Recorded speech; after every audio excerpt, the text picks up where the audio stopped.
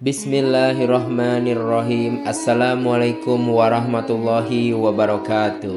Alhamdulillahirabbil alamin. Assalatu wassalamu ala Rasulillah.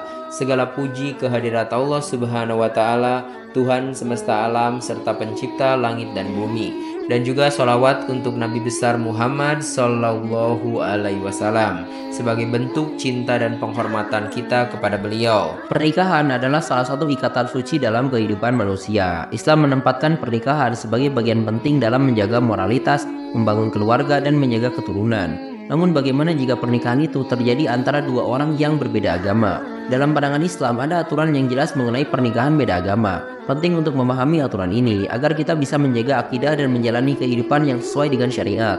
Mari di sini kita akan bahas satu persatu, mulai dari hukum menikah dengan ahli kitab hingga resiko dan kewajiban menjaga akidah. Poin pertama yang akan kita bahas, pernikahan laki-laki muslim dengan perempuan ahli kitab. Di dalam Islam, laki-laki muslim itu diperbolehkan menikahi perempuan dari kalangan ahli kitab, yaitu Yahudi dan juga Nasrani, dengan syarat-syarat tertentu. Namun pernikahan ini tetap penuh dengan tantangan, terutama dalam menjaga akidah dan memastikan keluarga tetap berada dalam naungan Islam.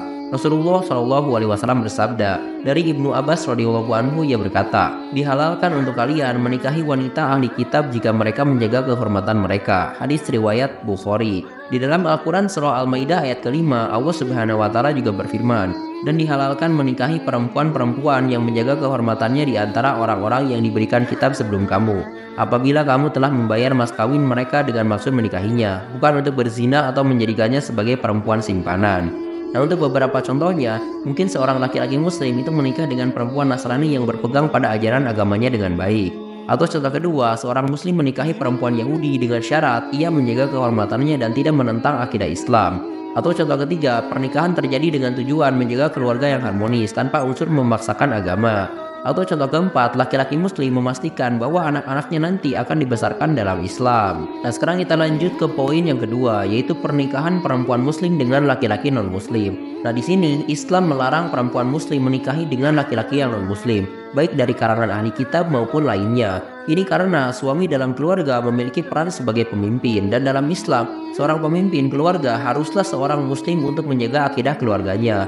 Rasulullah Shallallahu Alaihi Wasallam bersabda, jika datang kepada kalian seorang laki-laki yang agamanya dan akhlaknya kalian ridhoi, maka nikahkanlah dia. Kecuali jika kalian melakukan itu, maka akan menjadi fitnah di bumi dan kerusakan yang besar. Hadis riwayat At-Tirmidzi. Di dalam Al-Quran surah Al-Baqarah ayat ke-221, Allah Subhanahu Wa Taala juga berfirman, dan janganlah kamu menikahkan orang-orang musyrik dengan perempuan-perempuan mukmin sebelum mereka beriman. Nah, untuk beberapa contohnya, mungkin seorang perempuan muslim itu tidak boleh menikahi pria Nasrani meskipun ia bermaksud baik. Atau contoh kedua, perempuan muslim yang dilarang menikahi pria Yahudi karena perbedaan keyakinan. Atau contoh ketiga, wanita muslim itu menolak lamaran pria Hindu untuk menjaga akidahnya.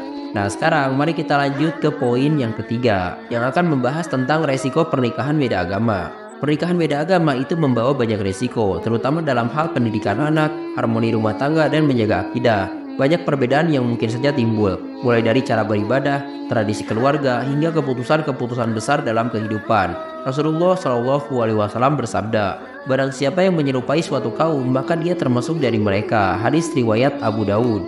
Nah, selain itu, di dalam Al-Quran surah An-Nahl ayat ke-95, Allah Subhanahu Wa Taala juga berfirman, dan janganlah kamu menukar agama kamu dengan harga yang sedikit. Sesungguhnya apa yang ada di sisi Allah itulah yang lebih baik bagimu kalau kamu mengetahuinya. Nah, untuk beberapa contohnya, anak-anak nantinya akan kebingungan menentukan agama yang harus diikuti. Atau contoh kedua, konflik tentang perayaan hari besar agama masing-masing. Atau contoh ketiga, keluarga besar dari pihak yang berbeda agama sering tidak akur.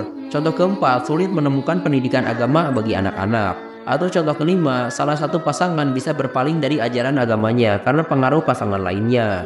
Nah, sekarang kita lanjut ke poin yang keempat, kewajiban dari menjaga akidah. Nah, menjaga akidah adalah kewajiban bagi setiap muslim. Ini berarti harus memastikan bahwa keyakinan dan keimanan kepada Allah tetap kokoh, meskipun berada dalam kondisi yang menantang, seperti dalam pernikahan beda agama. Rasulullah Shallallahu Alaihi Wasallam bersabda, sungguh ada segolongan dari umatku yang senantiasa berada di atas kebenaran. Mereka tidak akan tergoyahkan oleh orang-orang yang menghina atau menentang mereka hingga datang keputusan Allah. Hadis riwayat Muslim. Di dalam Al-Quran surah At-Tahrim ayat ke-6, Allah Subhanahu Wa Taala juga berfirman, wahai orang-orang yang beriman, jagalah dirimu dan keluargamu dari api neraka. Nah, sekarang untuk beberapa contohnya. Yang pertama, mungkin seorang suami memastikan bahwa anak-anaknya dibesarkan dalam keimanan Islam. Atau contoh kedua, seorang istri yang mengajak suaminya untuk selalu berpegang teguh pada ajaran Islam. Atau contoh ketiga, menolak tradisi keluarga pasangan non-muslim yang bertentangan dengan agama Islam. Atau contoh keempat, mungkin bisa menghindari perdebatan agama dengan pasangan untuk menjaga keharmonisan rumah tangga. Atau contoh kelima, mencari solusi yang islami dalam konflik rumah tangga tanpa melanggar syariat. Nah, sekarang kita lanjut ke poin yang kelima, yaitu hukum menikah dalam Islam secara umum. Nah, dalam pandangan Islam, hukum menikah itu bisa berbeda-beda tergantung dari beberapa kondisi. Menikah bisa menjadi wajib, sunnah, makruh, atau bahkan haram, tergantung pada kemampuan seseorang menjaga tanggung jawab dalam pernikahan dan menjaga keimanan. Rasulullah SAW juga bersabda, "Wahai para pemuda, barang siapa di antara kalian yang telah mampu, hendaklah ia menikah, karena menikah itu lebih menundukkan pandangan dan lebih menjaga kemaluan." Hadis riwayat Bukhari dan Muslim. Nah, contoh yang pertama, mungkin menikah menjadi wajib bagi seorang yang takut jatuh ke dalam zina. Atau contoh kedua, menikah menjadi sunnah bagi yang mampu secara finansial dan emosional. Atau contoh ketiga, menikah menjadi makruh bagi orang yang tidak mampu menafkahi keluarganya. Atau contoh keempat, menikah menjadi haram jika bertujuan untuk menzalimi pasangannya. Atau contoh kelima, menikah menjadi wajib jika tujuannya adalah untuk menjaga keturunan yang sah. Nah, pernikahan di dalam Islam bukan hanya soal cinta, tapi juga soal menjaga iman dan akidah. Ketika berbicara tentang pernikahan beda agama, Islam memberikan aturan yang jelas demi menjaga keutuhan agama dan ketenangan dalam rumah tangga.